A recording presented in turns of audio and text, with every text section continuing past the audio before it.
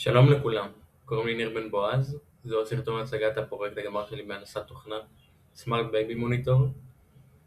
ההורים לתינוקות חווים עומס מנטלי עצום וצורך להשגיח על הילד 24/7. הבעיה היא שמוניטורים רגילים הם פסיביים, הם רק משדרים וידאו ואודיו וההורים צריכים להסתכל על המסך כל הזמן. הפרויקט שלי נועד לשנות את זה, להפוך את המוניטור למערכת אקטיבית מבוססת בינה מלאכותית שמנתחת את המצב ומתריעה רק כשצריך.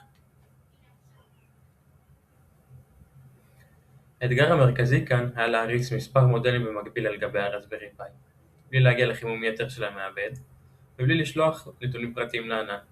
כדי לפתור את התחממות המעבד, פיתחתי אלגוריתם שנקרא שער הסקה. המערכת בודקת ברמה הבסיסית אם יש תנועה בחדר, ורק אם יש שינוי, היא מעירה את המודל יולו, שבודק את מנח הגוף של התינוק. כך אני שומר על המעבד קריר ועל זרם וידאו חלק.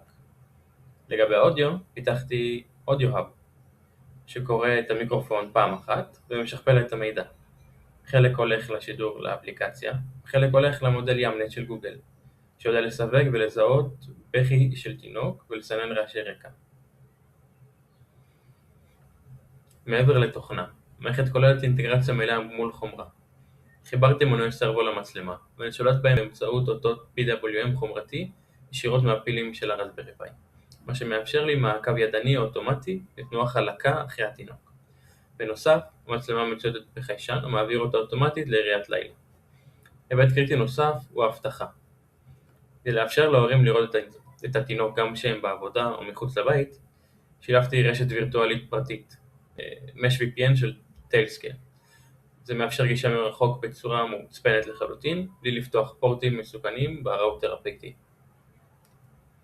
כאן אנחנו רואים את האפליקציית לקוח שפיתחתי באנדרואיד. המשתמש מקבל וידאו ושומע בזמן אמת. שימו לב לשכבת המידע על המסך, כרגע היא במצב שוכבת וישנה. האפליקציה מריצה שירותי רקע שדוגם את השרת כל 3 שניות. זה אומר שגם המסך כבוי והאפליקציה לא פתוחה, אם התינוק יתחיל לבכות או ינסה לעמוד, לטפס על הריסה, תלוי מה ההגדרות שהמשתמש הגדיר, ההורה יקבל על זה התראה לפלאפון. בנוסף, אם ההורים רוצים להעביר את המוניטור לבית אחר, אז כאן אנחנו מתחברים בבלוטוס מהפלאפון למוניטור, מחפשים רשתות שהמוניטור אוהב ומתחברים אליהם באמצעות הזנת סיסמה.